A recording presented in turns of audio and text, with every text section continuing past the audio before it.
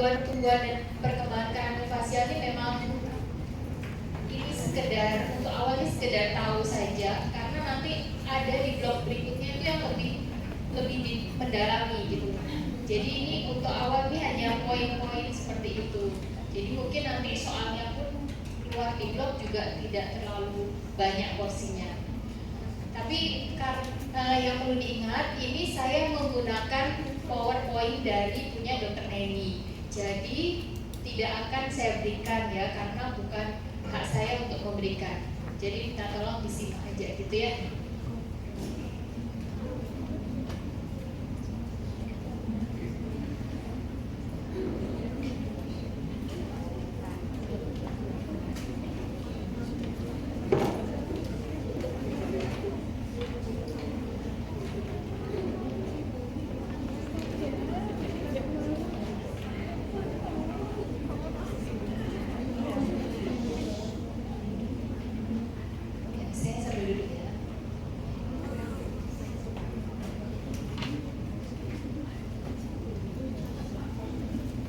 Jadi hari ini tentang gangguan pertumbuhan dan perkembangan kraniofasial. Kalau kemarin dengan Dr. Dwi sudah perkembangan kraniofasial yang normal ya. Kalau ini jika ada gangguan dalam pertumbuhan dan perkembangannya. Ya, ini yang akan dibahas tentang macam-macam gangguan tumbuh kembang, kemudian etiologinya, patofisiologinya, gambaran klinis dan penata laksanaannya. Ini sama nanti masing-masing poin ini hanya sekilas karena akan ada yang lebih dan akan didalami oleh masing-masing nanti dosennya, terutama kalau tidak di blok 8 ini akan dilanjutkan di blok 9. Jadi ini lawan katanya atau lawan pengertiannya dari yang kemarin tumbuh kembang yang fisiologis. Ini ada kelainan atau cacat sejak lahir akibat adanya gangguan pertumbuhan dan perkembangan yang dimulai pada masa embriologi dan berakhir ketika berakhirnya masa pertumbuhan. Jadi seperti yang sempat saya sampaikan kemarin ya, di antaranya ini bisa yang menyebabkan akhirnya manifestasinya ada maloklusi atau malformasi seperti itu. Bedakan dengan yang maloklusi sekunder. Jadi kalau ini benar-benar sebelum lahir ya, sebelum lahir itu ada gangguan. Jadi kalau diingat kemarin mungkin sudah belajar ya tentang anatomi. Di kranium ini ada neokranium di sini, kemudian ada kondrokranium di dalamnya, bisa disebut seperti itu. Kemudian di bagian tengah, wajah tengah itu splantocranium. Di bagian wajah tengah ya, kemarin seperti yang kalian buat titik-titik itu kan ada sepertiga atas, sepertiga tengah, sepertiga bawah gitu. Kemudian ada yang lower face ini ya, sepertiga bawah. Ini ada beberapa kranium seperti ini. Kalau ya mungkin sekelas diingat-ingat aja, mungkin biar lebih gampang, paling kan menghafalkannya itu. Tapi saya rasa kalian udah anatomi udah ngelotok ya, udah bisa semua saya rasa. Ya, kalaupun nanti ada keluar istilah ya, mungkin kalau nggak terlalu hafal, biasanya kan ngafalinnya huruf-huruf depannya gitu ya. Ini juga ya, ini juga nggak terlalu nanti ini aja. Ini diingatkan aja bahwa ada neokranium ini yang warnanya abu-abu, kemudian viscerocranium orange. Kemudian ini yang desmokranium yang abu-abu dan kondrokranium yang biru.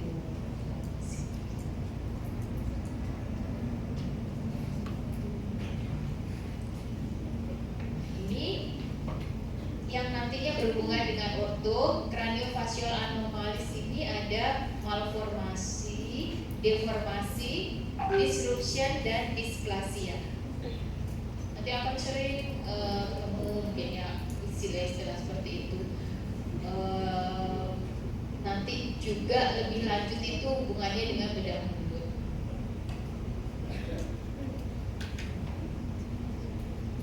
Ya, ini ada gangguan pada saat tumbuh kembang ya. Di sini ada pada masa prenatal, gangguannya di sini. Akhirnya terjadi ini warna merah di sini ya, malformasi, deformasi. Ini banyak, bisa banyak sih ditemui gambar skematik tipe anomali kraniofacial. Nah, gangguannya terjadinya di sini, di prenatal, ada yang di postnatal juga. Sesudah lahir itu ada yang sesudah lahir, tapi sesudah lahir itu belum sampai besar ya dia. Jadi belum sampai selesai tumbuh kembangnya. Kalau yang malokusis sekunder kemarin kan benar-benar sudah jadi gitu ya. Kita baca ini coba lihat. Oke, sebentar ini. Di malformasi ini ada dua jenis ya, malformasi mayor dan minor. Malformasi mayor ini adalah suatu kelainan yang apabila tidak dikoreksi akan menyebabkan gangguan fungsi tubuh serta mengurangi angka harapan hidup. Ini kalau nggak dikoreksi. Kalau malformasi minor tidak akan menyebabkan problem kesehatan yang serius dan mungkin hanya berpengaruh pada segi estetik. Kalau yang malformasi minor, contohnya malformasi mayor itu defek pada otak, jantung, ginjal, ekstremitas, saluran cerna gitu ya. Kemudian kalau yang minor, kelainan dalam telinga, lipatan pada kelopak mata, kelainan pada jari, ini sebenarnya kan tidak mempengaruhi kehidupan atau harapan hidup ya. Tapi itu biasanya mesti hubungannya dengan estetik, seringnya seperti itu. Jadi yang jari-jari yang nempel atau seperti itu. Bahkan bentuk gigi peck shape, mungkin ada yang punya di sini ya. Gigi peck shape itu biasanya gigi berapa sih? Incisif, lateral, atas apa bawah? Atas, kecil gitu ya, kayak segitiga konus gitu bentuknya. Itu juga masuk di malformasi minor. Itu ada gangguan sehingga menyebabkan seperti itu. Atau mikrodonsia, giginya kecil-kecil ukurannya. Ada tuh nanti kalau kalian udah di klinik, ada aja yang menemukan seperti itu. Itu masuk di dalam malformasi. Malformasi ya, kelainan bentuk berarti. Nah ini kalau yang ini malformasi akibat kelainan perkembangan intrinsik. Kalau ini yang tadi masuknya malformasi apa berarti? Mayor apa minor? Mayor ya, ini prognosisnya buruk, tingkat kematian tinggi. Dia nggak punya tempurung kepala. Ini jadi prognosisnya buruk, tingkat kematiannya juga tinggi. Akrania ini istilahnya ya. Ini kalian tahu aja, karena nanti ujiannya ya asal ini aja, nggak sampai dalam. Oke, ini ya bentuk-bentuknya ada masalah-masalah seperti ini. Ini palatum ya, kalau ini palatumnya juga tidak sempurna seperti itu. Ya, perkembangan ini. Kemudian kranial deformitas ini ya, ada yang menyebabkan bentuk-bentuknya ini, kepalanya ini juga belum mengalami malformasi kelainan. Ada yang sejarah sagital, yang A ini ya dia jadi memanjang, kemudian yang B seperti pointed gitu, dia mengecil ke atas, kemudian frontalnya juga triangular full bentuknya, kemudian asimetris sutura.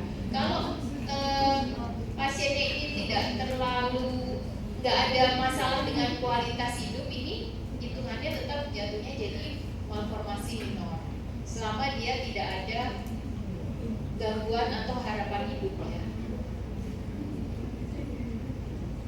Seperti ini. Oke. Nah, kalau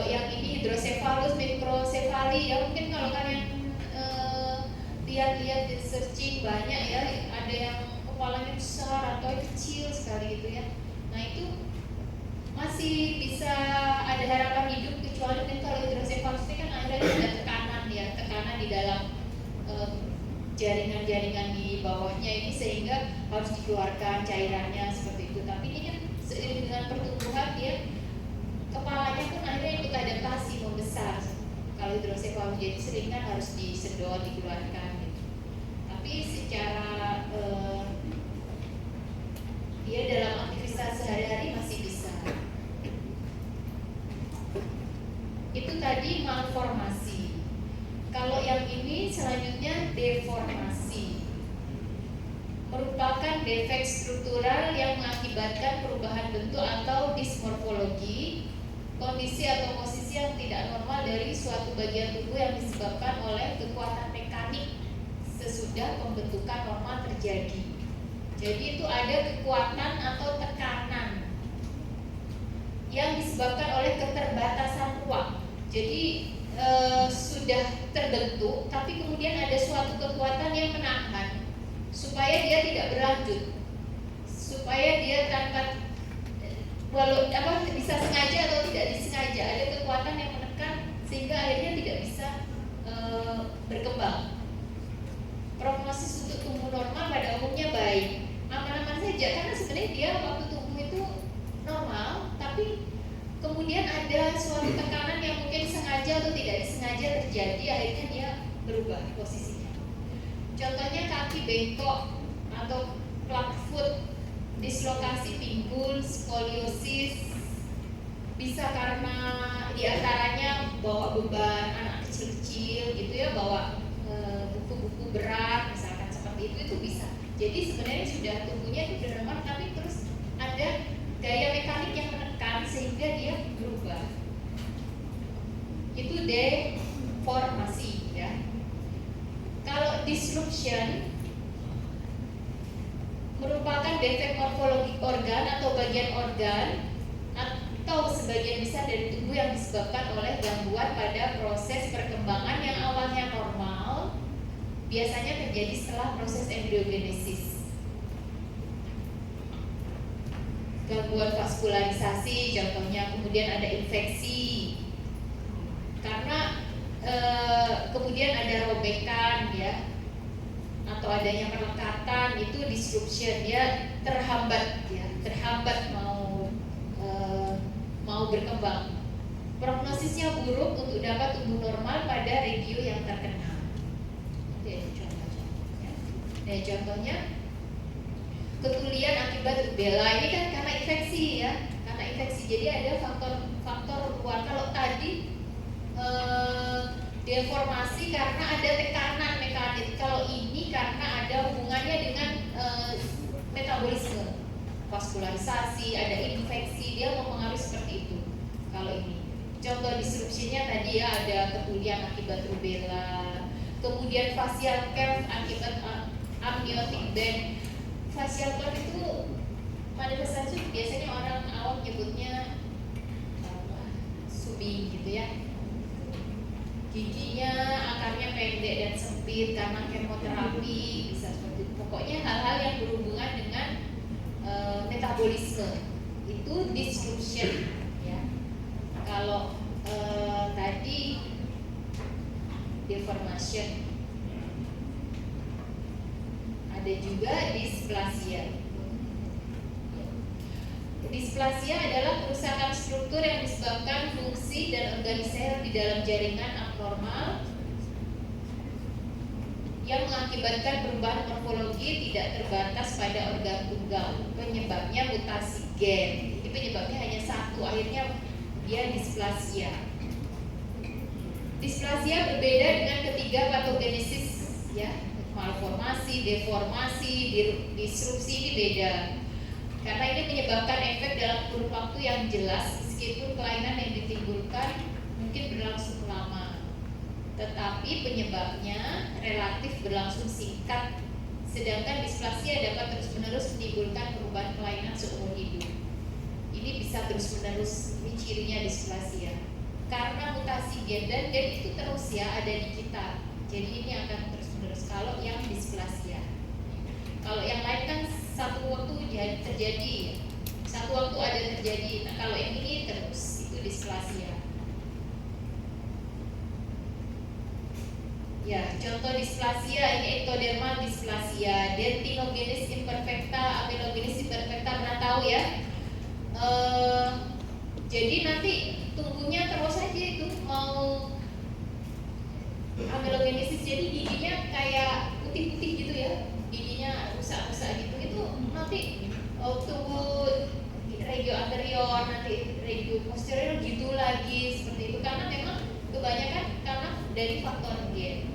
Ya, jadi walaupun misalkan sudah dia makan bergizi atau apa, tetap akhirnya terus terjadi karena memang sudah ada gen yang membawa, ada mutasi. Etiologinya anomali kraniofacial ada faktor genetik, kelainan kromosom, kelainan gen tunggal, kelainan multifaktorial. Kalau yang non genetik ini tadi ya, ini maksudnya ini semua tadi ya, semua tadi kan disebutnya anomali kraniofacial. Jadi bisa infeksi, ada radiasi, trauma gitu. Nah ini hal-hal yang tadi sebenarnya udah campuran tadi. Kalau gangguan tumbuh kembang pada rahang, ini kalau sudah spesifik ini ada mikrognati, makrognati, agnati, sama torus. Bisa perkirakan ya, mikrognati berarti apa kira-kira? Rahangnya kecil ya. Kemudian makrognati, rahangnya besar, agnati ya nggak punya ya. Kemudian ada torus.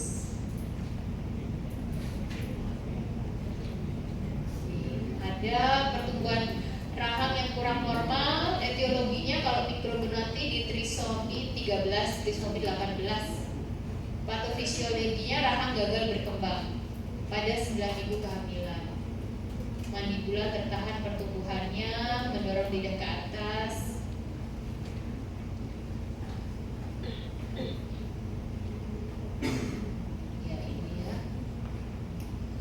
Gambaran klinisnya maksila atau mandibula kurang dari normal, pada bayi sulit minum susu, ada benjolan pada occipita, panggung sempit, kaki rocker button. Jadi penata laksanaannya seperti ini.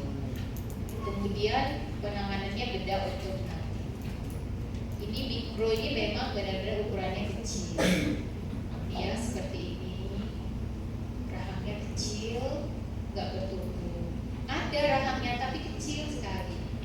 Nanti bedakan dengan kalau kalian nanti sudah skill lab cephalometry itu kan nanti kalian bisa tentukan rahang itu retrognati atau normal atau prognati. Itu beda dengan kalau yang ini kelainan. Kalau itu biasanya nyebutnya variasi skeletal. Ada yang skeletalnya biasanya itu ada batas-batas yang itu masih masuk kategori normal. Normalnya itu dalam artian bukan mikro, jadi ukurannya itu memang kurang dari yang normal, tapi dia variasinya rahangnya memang ke belakang. Itu biasanya melihatnya ke belakang terhadap kraniofacial, terhadap kepala, atau maju prognati terhadap kepala. Itu nanti beda dengan yang kalau ini memang ada kelainan.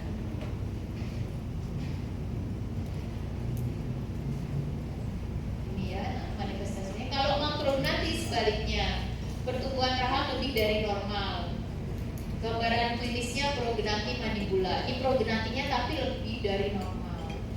Kemudian ada penata laksanaannya, peranti fungsional pada usia pertumbuhan, peranti cekat pada usia dewasa, atau benda ortognati. Ini pun nanti semua nanti kalian akan belajar masing-masing benda ortognati ada, nanti kemudian CLP juga nanti belajar itu, terutama ini sama dokter ini ya, Dokter Arif. Ini ya, makrognati itu besarnya itu sangat jauh dari rahang atas, rahang bawah ya. Biasanya manifestasinya kelihatan rahang bawah.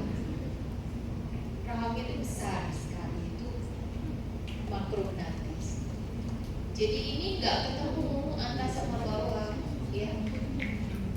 Sebenarnya idealnya ini kalau yang sudah terlalu jauh seperti ini, kira-kira dia makan ya? Ya sudah belajar ya mungkin ya. Jadi ini dirangit potong. Tapi ada kasus yang karena itu bagi orang Indonesia masih hal sesuatu yang agak seram gitu ya, agak seram. Kasus ini pun pemotongan mandibula ini, bedah ortognati itu masih jarang sekali. Kalau mau mencari penelitian itu masih agak susah. Biasanya pun di sampel anuan belum dilakukan. Akhirnya harus kita rujuk ke Dr. Sutomo. Tapi kalau tidak terlalu jauh seperti ini, yang tadi saya sebut prognati biasa, misalkan nanti kalau kalian belajar sefalometri akan bisa menentukan sebenarnya kenapa kok rahang saya itu lebih maju. Apa karena atasnya yang mundur atau bawahnya yang maju atau dua-duanya?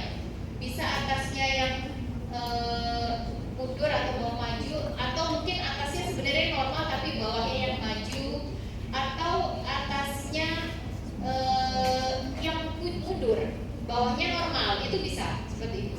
Jadi nanti penata laksanaannya kalau yang seperti ini, kalau yang tidak terlalu, kalau ini kan sudah jelas harus bedah ortodonti, ini disampaikan dari awal ke pasiennya.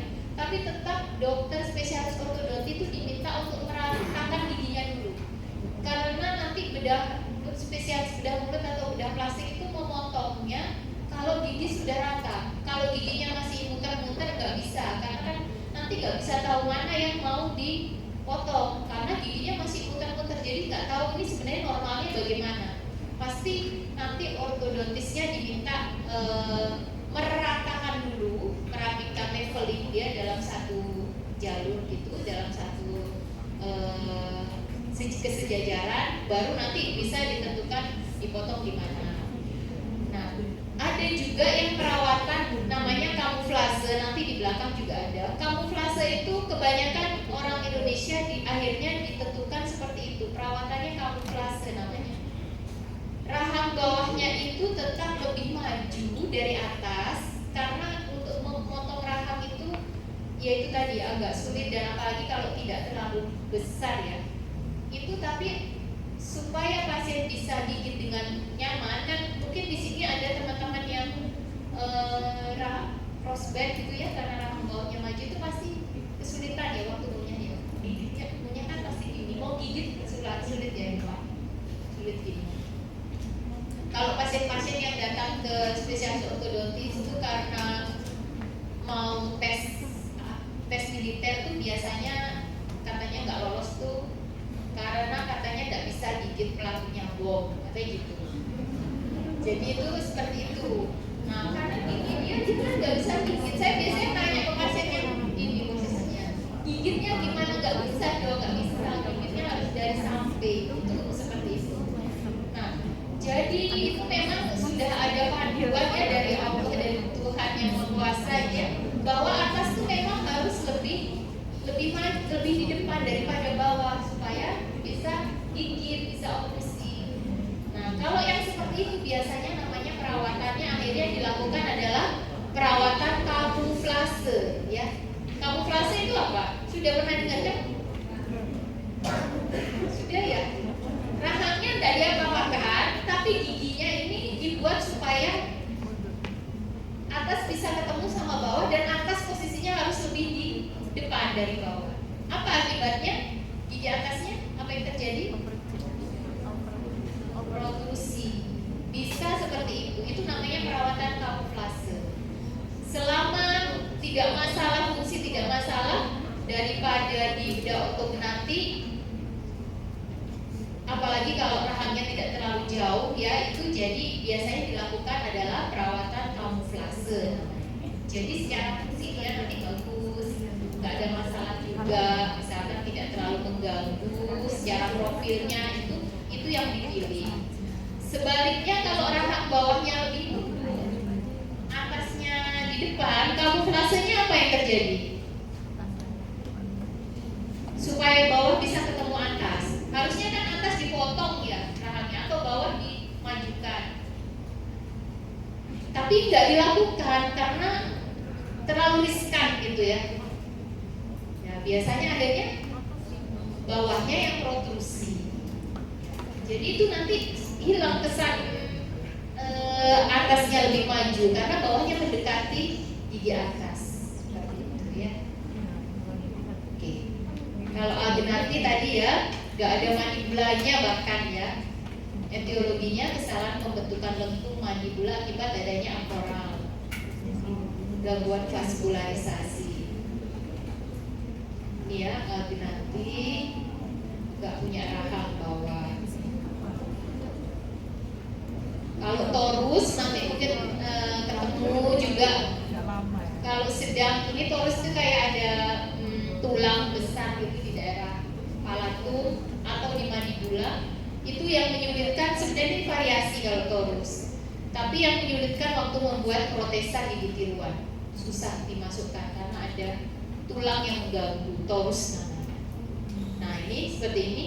Di sini ini mungkin ada yang rata, ada tulang kanan kiri, itu namanya torus.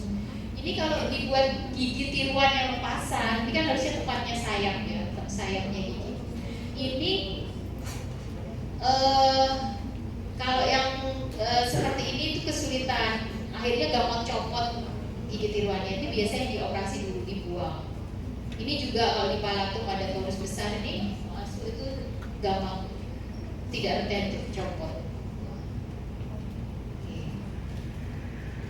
Ini lidah ada microglossia, lidah ini ya, macroglossia, aglossia ada lidah.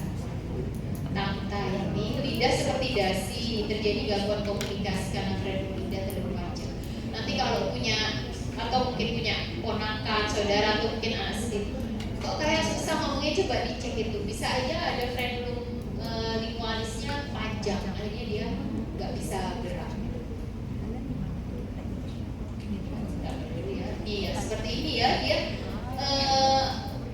sampai ke hampir ke permukaan sini lidah, dia nggak bisa gerak bebas karena frenumnya. Biasanya tindakannya ya dipotong. Kalau yang di atas ini manifestasinya kan diastema sentral. Kalau di sini ini lidahnya nggak bisa gerak, akhirnya bicaranya pelat ya. Itu harus dipotong. Kalau frenum dipotong apa istilahnya? Frenektomi ya.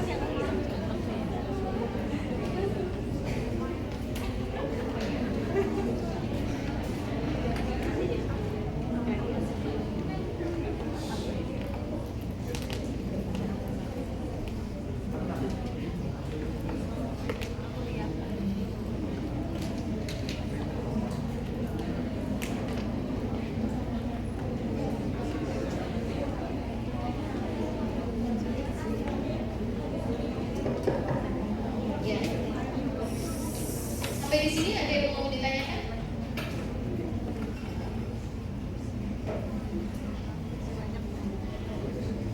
Ini nice to know aja ya. Memang untuk mini lecture itu hanya seperti itu, sebatas itu. Tapi ada soal luar, cuma ya sama ya, hanya superficial aja. Oke, kemudian ini CLP, lanjut ya. CLP sudah pernah, mungkin udah sering ya. Ini ada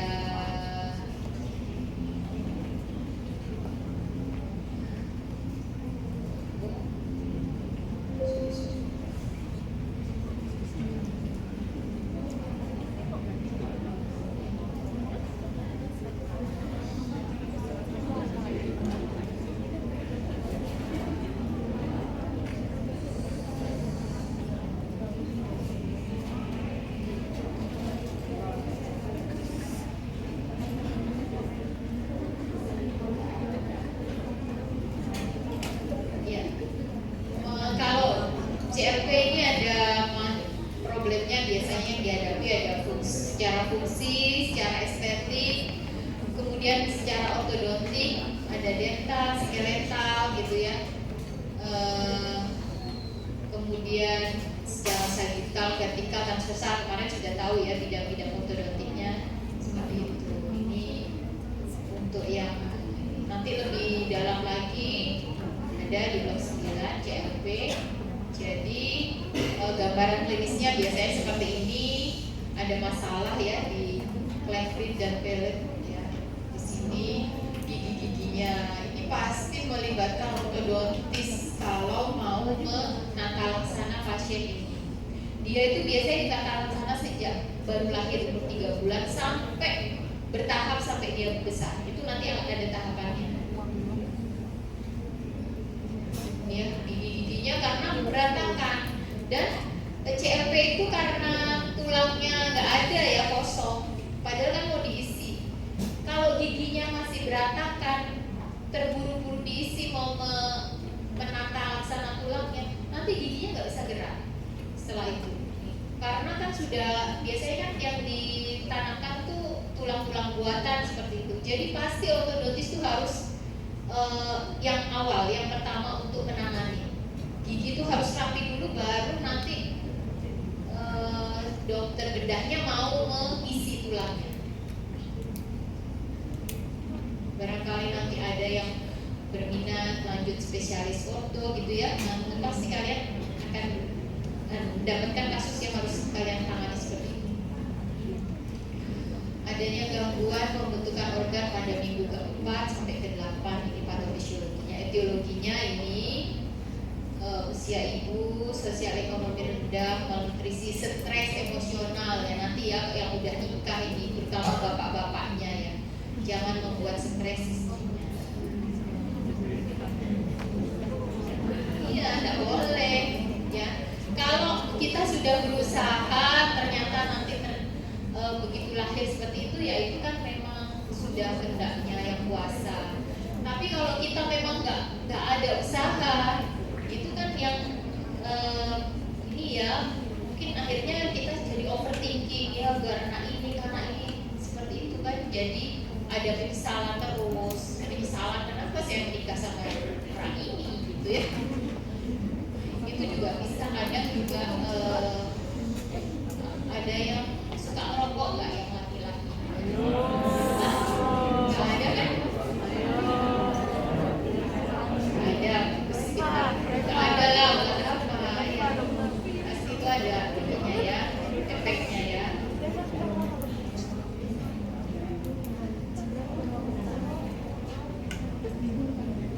Ya.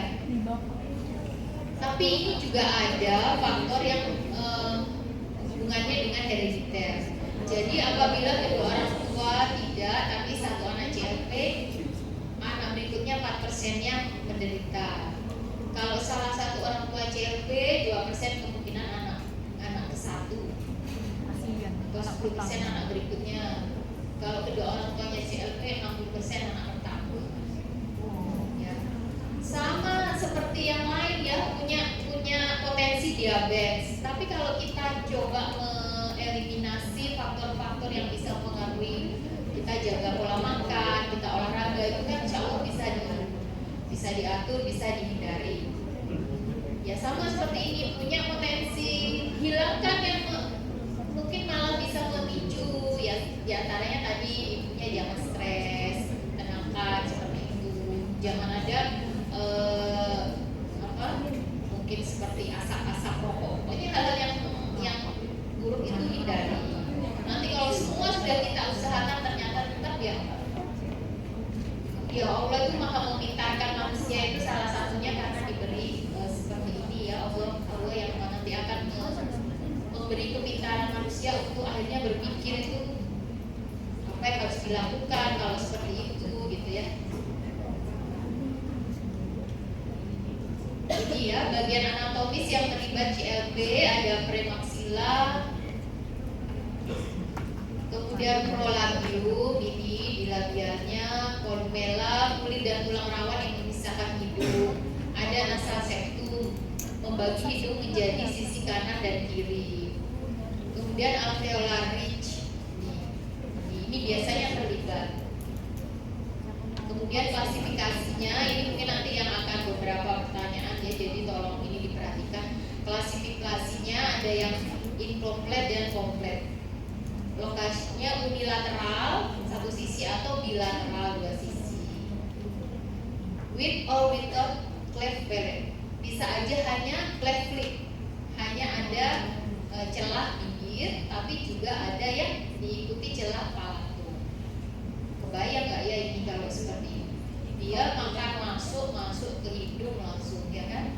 Jadi begitu dia menyusui, dia langsung keluar di hidung. Jadi ada ini celah gitu.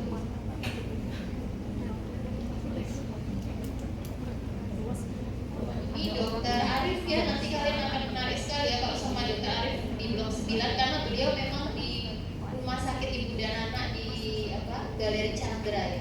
Itu banyak kasusnya, jadi beliau menangani yang mulai dari bayi. Klasifikasi CLP ini ya, ada yang ini normalnya seperti ini. Ini lip ya, perhatikan ya, ini lip bibir. Kemudian hard palatum keras, soft palate palatum lunak atau palatum molar. Kemudian uvula di sini. Kalau unilateral hanya satu sisi, bilateral dua sisi. Ini ada kan di uvulanya tadi ya, uvulanya ini mungkin nggak terlalu masalah kalau ini. Kalau ini unilateral flat palate hanya di palatumnya ternyata, di bibirnya nggak ada masalah. Ini bisa terjadi. Bilateral di sini iya, di sini iya. Ini unilateral cleft lip dan anterior palate hanya di anterior palatumnya. Kemudian kalau yang ini full palate ya, sampai di palatumnya semua, tapi unilateral. Ini bilateral hanya di lipnya saja, ini bilateral di lip dan palatum. Ya, ini ya. Udah paham ya sampai di sini ya, yang disebut lip, hard palate, soft palate ya. Uvula ini nanti akan sering diulang-ulang. Tolong, udah ya. Unilateral seperti apa, bilateral seperti apa gitu ya. Kemudian klasifikasinya yang menurut VAU ini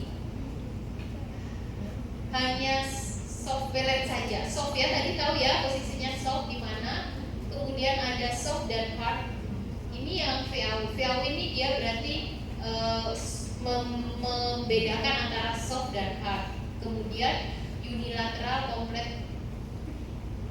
Ini bilateral komplit.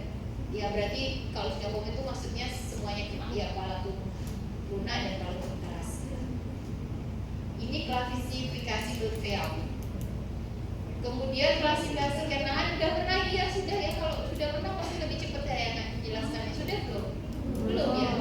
Oh ini ya, terdapat 9 segmen. Perhatikan ya, tolong ini nanti karena mungkinannya seperti ini. 9 segmen pada huruf Y. Ini kan hurufnya kayak ini. R ini apa?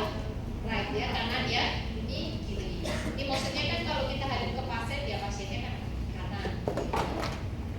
Itu biasakan seperti itu ya, bukan kanannya saya, kanannya dokternya, bukan kanannya dokternya, kanan pasien kan ada di kita. Nah ini nomor 1 ini 1 dan 4 ini bibir. Tadi kan hanya bibir ya, ada yang hanya bibir. Kalau nanti tulisan gambarnya gini berarti kenanya di bibir kanan. Kalau yang nanti kalian isi atau orang kalian isi berarti kena bibir kiri atau bilateral. Kalau 2 dan 5 di alveolus itu di alveolarnya ya, kanan dan kiri ini. Nomor 3 dan 6 ini premaksila di atasnya alveolar itu premaksila. 7 ini palatum durum, palatum keras ya, yang palatum 78, terus yang 9 palatum molar. Ini ya. Oke, ini gambarnya seperti ini ya. Ini menurut Kernahan, the street white. Klasifikasi CLP menurut ini mirip sih. Area 1 dan 4 itu lip. Tadi ya sama ya, 5 dan alveolus. Area 3 dan 6 palatum antara alveolus dan isi foramen. Kalau di balance sama inilah sama. Ya. Kemudian ini lasyar. Kalau lasyar itu nyebutnya setiap regio yang bercelah disimbolkan dengan huruf L itu lip, A alveolus, H hard palate, S soft palate. Huruf besar celahnya sempurna, huruf kecil celahnya tidak sempurna. Nanti penulisannya gitu. Sebelum menulis lasyar, tulis dulu CLP yang menyatakan ada celah. Ada catatan ini. Lip alveolus, ya oke nih. Contohnya misalkan CLP dulu ya, CLP oke. Kemudian LL. Ini artinya celah bibir bilateral. Kalau SHAL berarti celah bibir mengenai alveolus, palatum burung dan palatum kiri. Inisialnya ini ada di kiri pasien ya. Ada di kirinya pasien. Ini tanda garisnya ini di sininya. Ya, ini berarti di kiri. Kalau hanya cuma tidak terlalu dalam ya, hanya ada cekungan gitu, bibir kanan. Berarti tadi kalau bibir kan L ya, tapi dia celahnya nggak sampai dalam itu pakai huruf kecil. Dia ada di sebelah kanan terus dikasih garis kan. Kalau celah pada bibir kanan ini benar-benar membentuk celah sehingga memakai huruf besar belah kanan. Ya ini kan kanan, tadi kan kanan kita kalau lihat ya regionya kanan ya.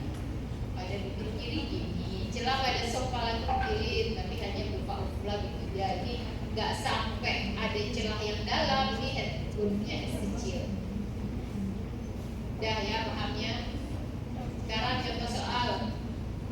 Seorang dokter gigi sedang menuliskan klasifikasi kelainan CLP pada kartu rekam medik sebagai berikut.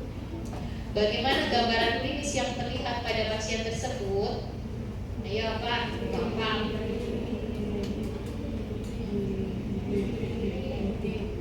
Apa? Ya, D ya. Oke, gampang kan? Next, yang ini.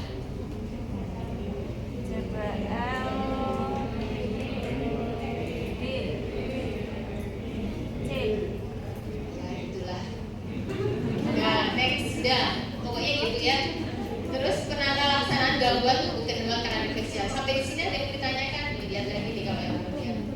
Ini C atau D dok? C atau D?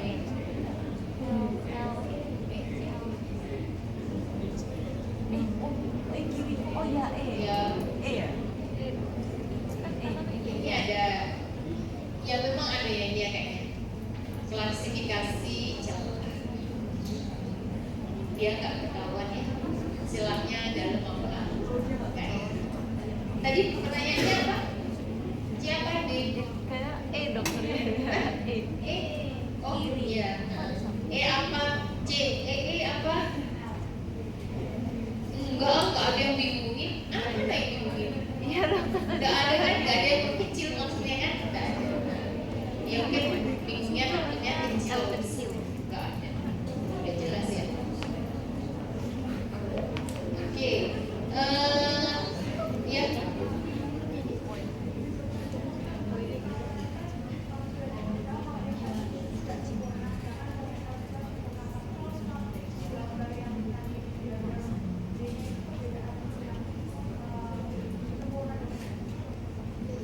Biasanya di soal ceritanya sih. Biasanya nanti ada keterangan.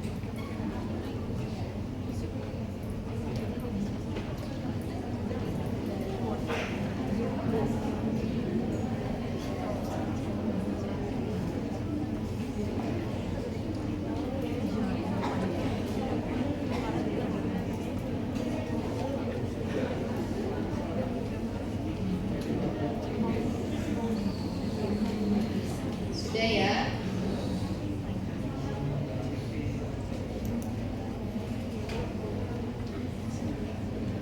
Sekarang penata laksanaan gangguan tumbuh kembang kraniofacial. Tadi kan kita udah belajar gangguannya seperti apa, terus apakah bisa ditata laksana sih gitu ya.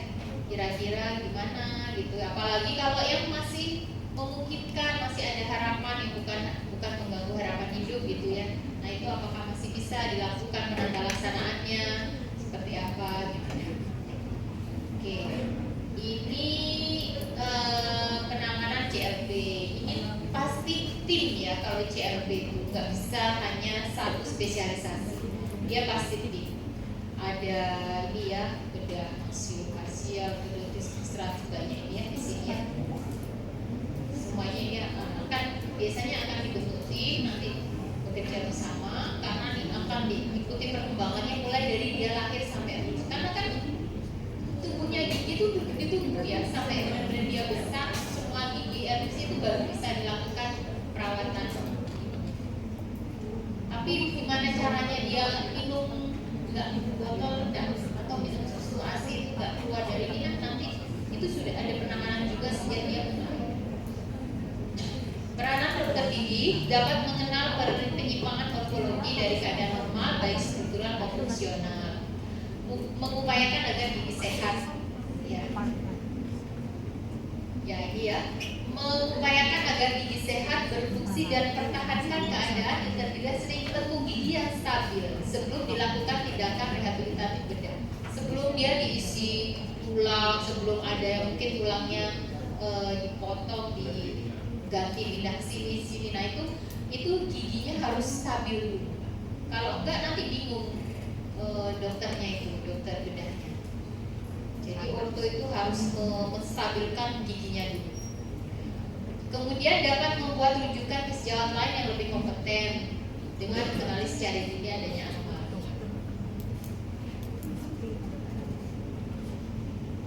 Nah, kalau yang ini bukan cuma CLB ya, merujuk ke dokter spesialis ortodontik untuk dilakukan perawatan modifikasi pertumbuhan. Ada ya nanti modifikasi pertumbuhan. Ini ortodontik manajemen CLB ya. Ini ortopediknya seperti ini, ortodontiknya seperti ini, ada fase ini ya mengikuti. Ini kamuflase itu yang tadi saya sebut ya, kamuflase itu diantaranya misalkan tidak bisa dilakukan bedah, itu dilakukan perawatan kamuflase.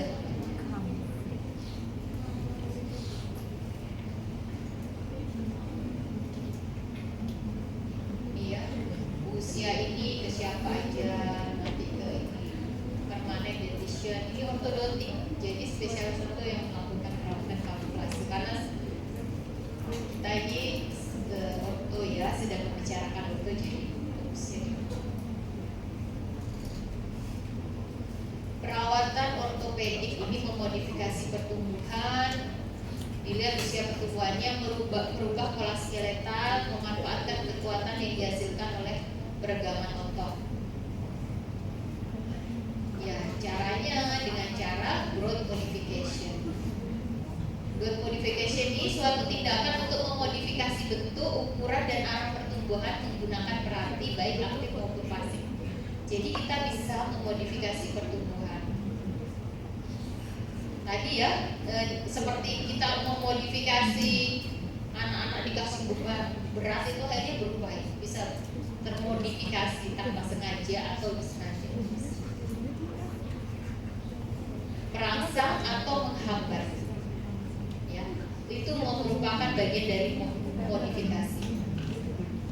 Bisa merangsang atau menghambat.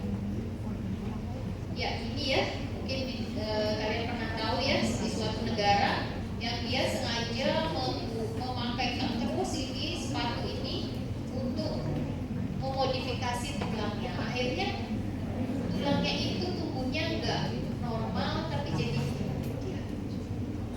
kecil gitu ya. Kalau menurut mereka itu cantik kalau seperti ini.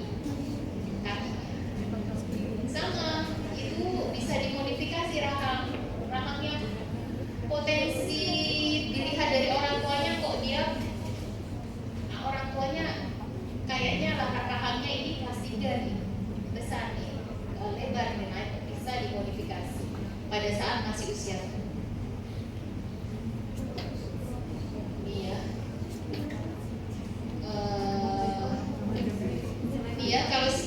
X-ray dia harusnya kalau normal kan seperti ini, tapi karena dimodifikasi dia harus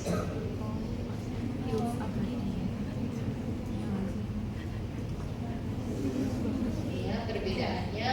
Jadi dia ada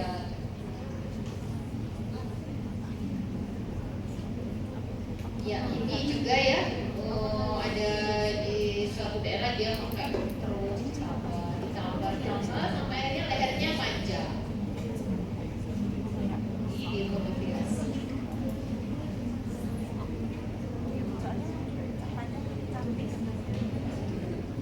Ini ya, apabila skelet pada bagian tubuh yang lain dapat dimodifikasi pertumbuh kembangannya, maka analogi di atas dapat pula diterapkan untuk melakukan perawatan ortopedik dengan memodifikasi pertumbuhan pada rahang.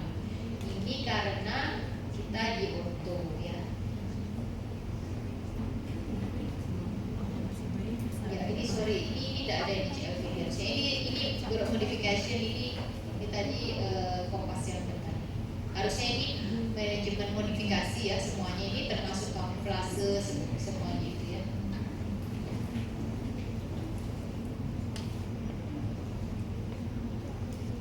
Kalau ini 6 ini yang buat semua yang nanti akan dibahas satu persatu pada saat di blok 9. Modifikasinya pakai alat apa, peranti fungsional namanya ya, ada nanti dibahas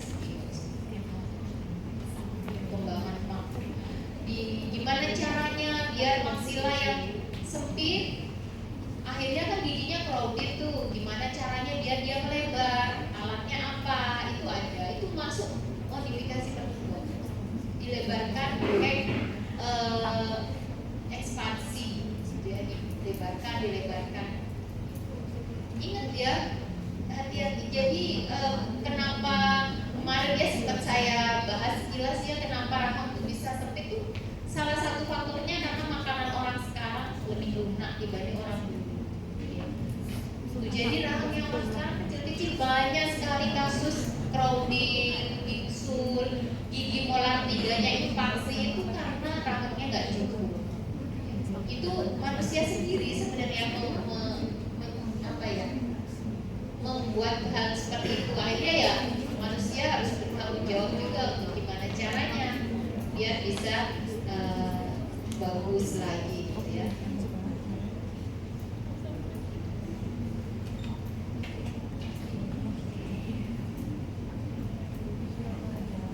Ekspansi kamuflase untuk penangkis jadi oke. Kalau 6 pelayan ini yang tadi ya, pasien baru lahir kok ternyata dia cleft lip gitu ya, cleft lip pelet bahkan. Ini kalau yang pakai 6 ini karena cleft lip dan pelet ya pasti ya, karena supaya minum itu nggak masuk keluar di hidung dipasang. Ini aja ya kalau membuatnya nggak bener, tadi premaksilanya itu bisa tumbuh kemana-mana. Kan tadi nggak rapi, nah ini dibuat supaya rapi, dimodifikasi supaya kalau dibiarkan tuh nanti tumbuhnya acak-acakan. Tapi kalau ini dirapikan, ada ditarik pakai isolasi ke sana sini, itu supaya dia tumbuhnya rapi terus ditahan. Si adik ini sudah bisa menyusui.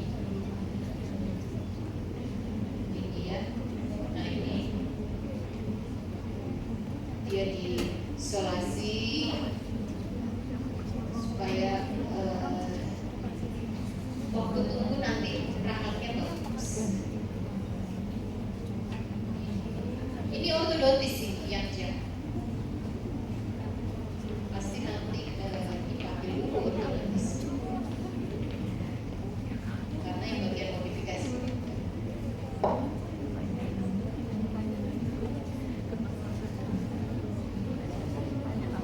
Iya, sinam.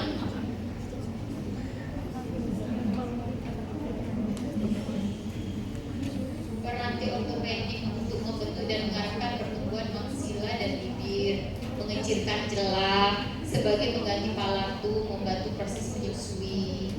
Jika celah tertutup alat, bantu fonetik atau berbicara. Atau mekanismenya, ukuran celahnya bisa berkurang, segmen bibir tertutup, kemudian lubang hidung lebih membulat.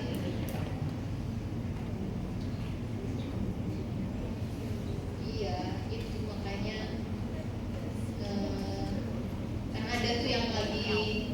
itu sekarang ada bank hidungnya nggak sama, itu ada yang siapa itu yang baru jadi ya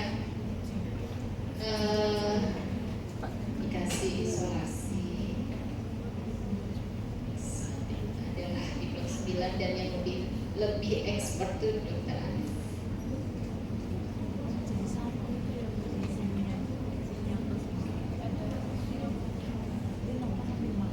Laki-laki di FKG itu kan sedikit, tapi luar biasa semua dibandingkan yang perempuan yang mungkin pasti ada hal kesibukan lainnya ya, akhirnya enggak, sudahlah kalau yang kasus ini nggak mau mendalami gitu tuh, dibandingkan kalau laki-laki. Jadi yang laki-laki itu walaupun sedikit tuh harus optimis gitu. pasti ini masa depan insya Allah cerah ya. Oke. Terus ini ya, mencetak mulut bayi, alat cetak.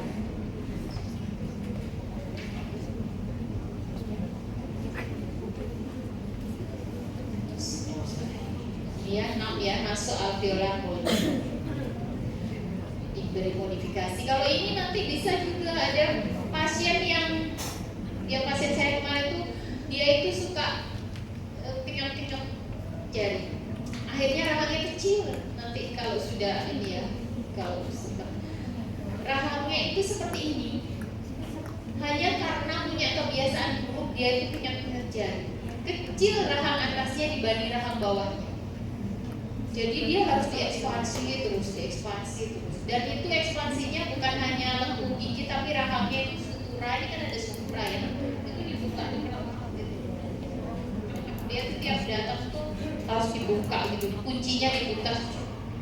Dia kalau udah, aduh, tapi orang tua puter terus dong, nggak apa-apa gitu. Kalau anaknya kan, ini sudah pasti sakit ya.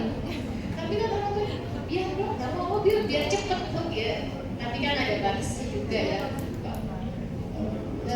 Sebenarnya pasien itu kan harusnya 2 minggu sekali dia puter, itu tidak berani orang tuanya itu, jadi selalu datang minta sudah diajarkan tapi tak mau kerjakan sendiri itu, jadi datang minta diputer. Dan kalau udah minta diputer itu maunya itu suruh puter yang banyak gitu ya, biar cepat retak. Tapi ya nggak bisa ya, anaknya juga sudah kesakitan gitu ya. Ini kan dibuka gitu.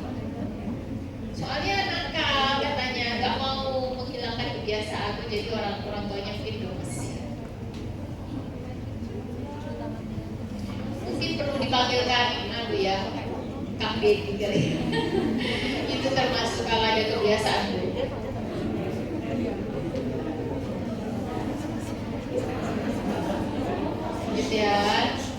ya seperti ini gambaran klinis.